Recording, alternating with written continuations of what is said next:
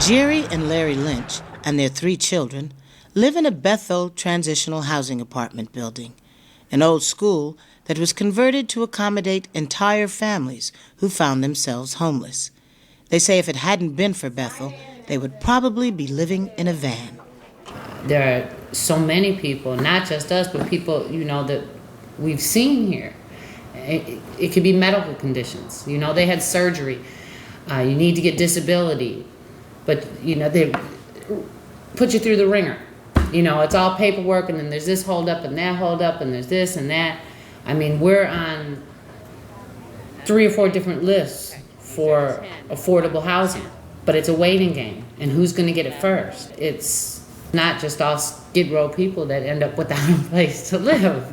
It's hard-working people, and it happens. Since the beginning, Bethel New Life has been providing quality, affordable housing in this community, and it still remains a key strategy. Since the first apartment building they purchased and renovated, they have assisted numerous families in buying their first home. Shonda Barnett grew up on the west side of Chicago and wanted to purchase a home for her family here. Bethel New Life made that possible. The first thing that ran across my mind when I thought about purchasing was a 2-flat. But when I started looking at the prices, I was like, nah, I better just give me a house and let that be it.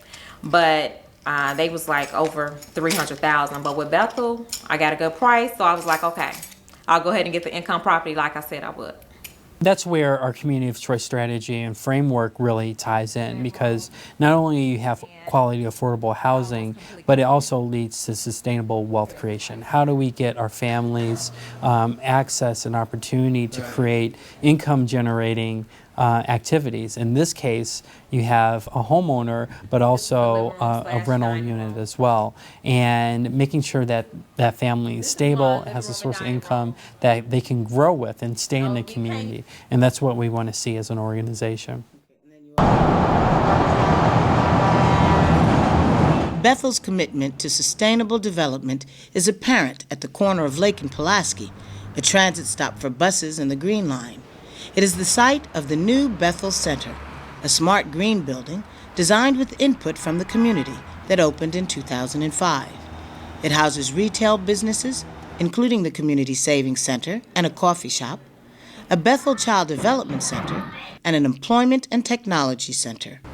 The energy-efficient Bethel Center has received national recognition for its design and architecture. The architecture and the mechanical and lighting systems were tightly integrated together. So if you look over my shoulder, for example, one of the key strategies was daylighting. And so we put in 2-story skylights in the center of this building.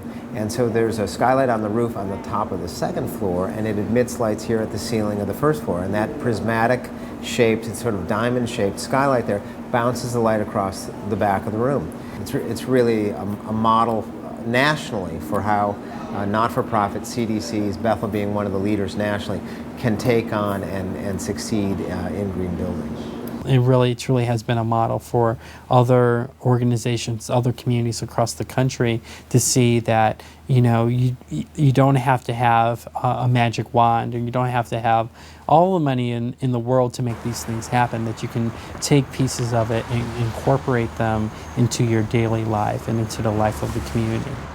Because of their strong faith and belief in God, Bethel New Life has energized this community and its people, and continues to have a definite impact on its growth and development. I hope my daughter, who is now 4, as she grows up, can see that same vibrancy and same level of commitment, and children like her age and growing up have the same sense of purpose and keep growing and take the neighborhood to the next level.